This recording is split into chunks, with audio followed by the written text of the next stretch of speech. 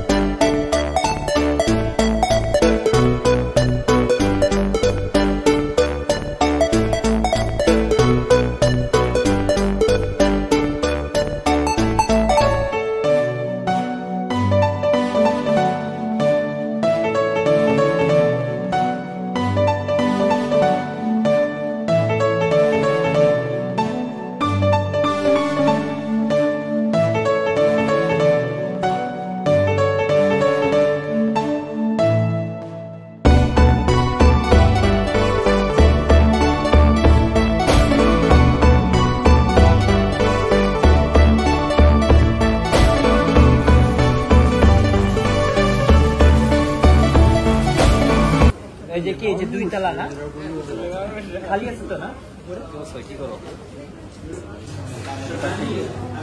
বাংলা ডিপার্টমেন্টে চাইনিজ মেয়ে আছে ওদেরকে দিয়ে আমরা কন্ট্রাক্টটা তৈরি করবো এইচএসকে 1 2 3 4 যেন।